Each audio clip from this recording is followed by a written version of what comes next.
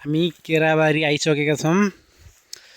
धेरै केराहरू छन् यहाँ, लगभग लाखौँ त नभन हजारौँको मात्रामा केराका रुखहरू छन्। कति तपाईँ त त्यहाँ कहाँ हो के जस्तो केरा त पारिसम्म यता त कच्चा कति छ।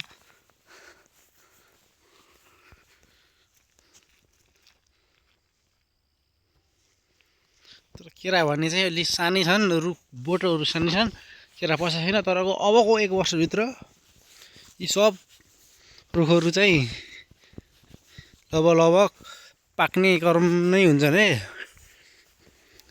तपाईँहरूले आवश्यक भयो भने आउनु होला। तर यहाँ भने एउटा घरि चाहिँ पसाएको रहेछ। अब हेर्ने त अब हेर्ने मुख मिठाउने होइन, त्यही त होला नि, हो कि होइन?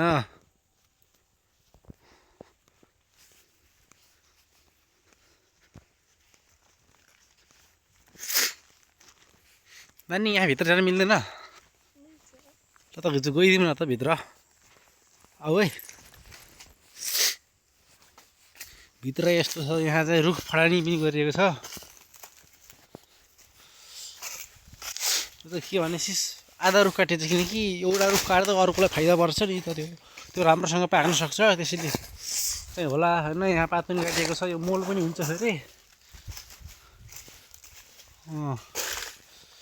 यस्तो रहेछ यो।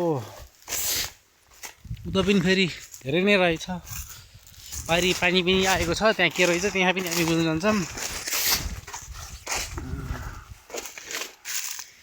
घुम्दा घुम्दै आइएछ वाहिनी। त्यो नानी के हो नानी? त्यो नानी त्यो के हो? मोटर हो ए। तोरी पनि छ बिचमा, अनि यता पनि हो। केरा कच्चा हेर्छन् जब